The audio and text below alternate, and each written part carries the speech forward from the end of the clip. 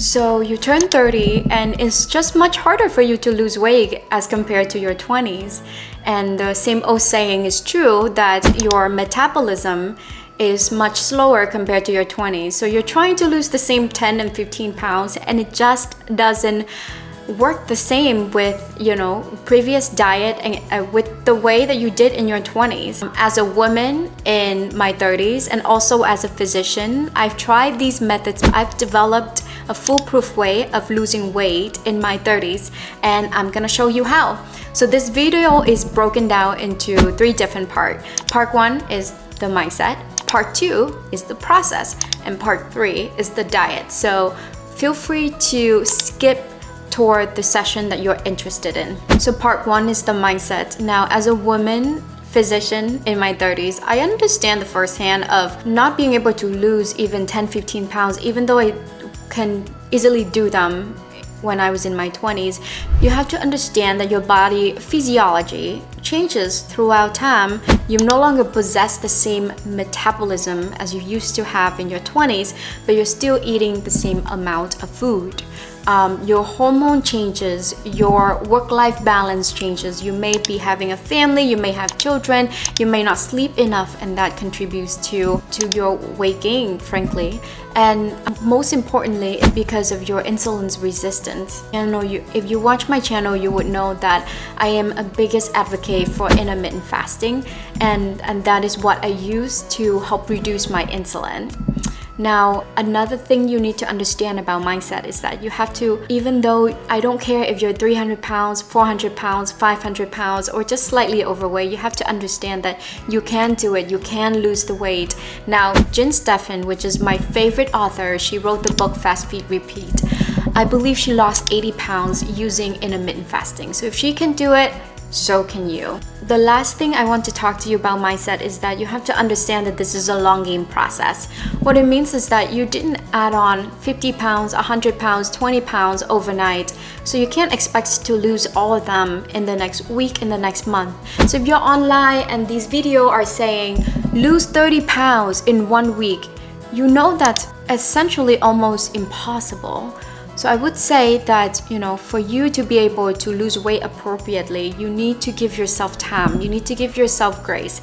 If you're not able to lose weight in the first 4 weeks, 8 weeks, so what? Keep sticking to the routine and you would see result. Part 2 is the routine, which I think is the most important part in your weight loss journey. It doesn't matter what diet you're following. It doesn't matter, if you're intermittent fasting or paleo or vegan, things like that. If you don't have the process, if you don't have the system, the routine down, and you don't follow it with consistency, you're not gonna be able to lose weight. So for me, the most important thing is consistency and process. Now, in the book Atomic Habit by James Clear, he wrote something that's really interesting. He wrote that you do not rise to the level of your goals, you fall to the level of your system. And your goals is your desired outcome, and your system is a collection of daily habits that will get you there. So you must create a system and you must stick to the routine. I have a system myself.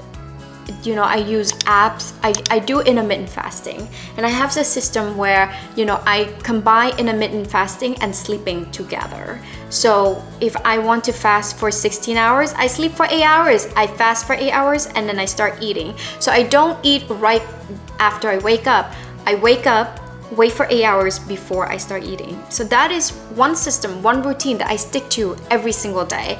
Or another thing would be I have a habit tracker where I download the app. One of the apps that I really like is Zero, where you can actually track your fast. As long as you have a system, you have a process, and you can track your process, you are 50% there.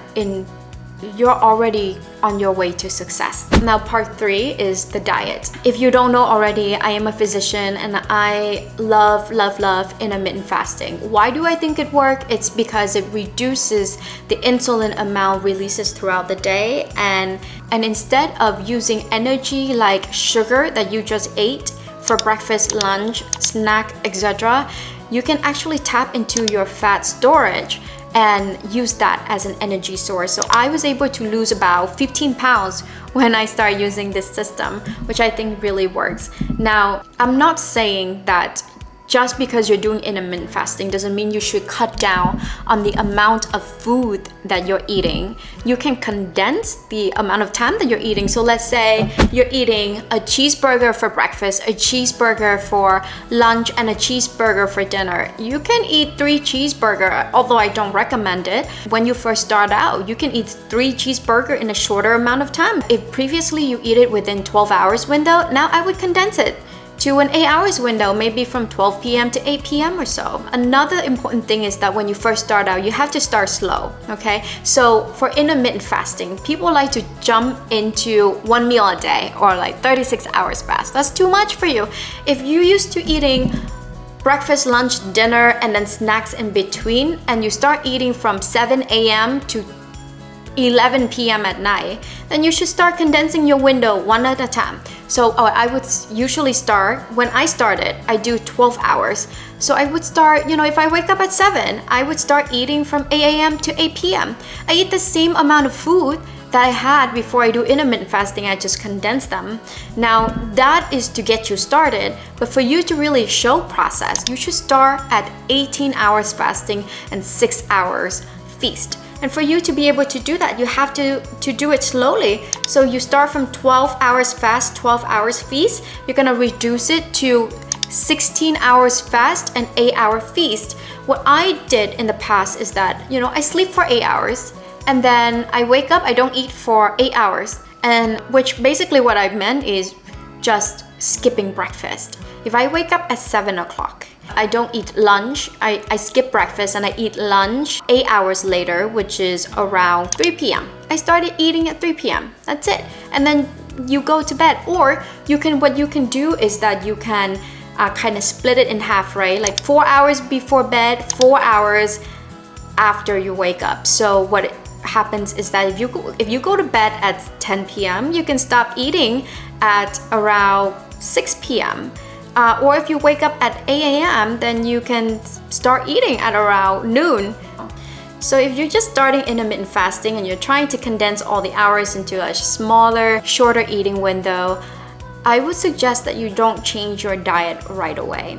If you're eating poorly, right? Say fried chickens and bacons and delicious processed food, I wouldn't drop them right away. I would give it maybe about 6 to 8 weeks until you get used to intermittent fasting.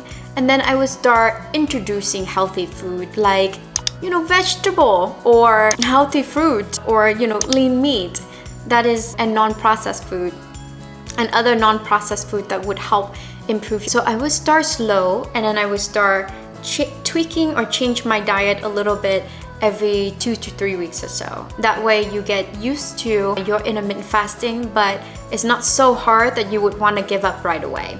Overall, you need to be patient. If you follow the process, if you have a good plan, give it some time because you know that your plan is going to be successful. And after all, we only have this one body, so please love your body, embrace this journey. If you have any comment or question, feel free to comment below. I'd be happy to answer. And if you want to learn more about how I lose 15 pounds using intermittent fasting, click on this link over here. And anyway, I hope you have a good day.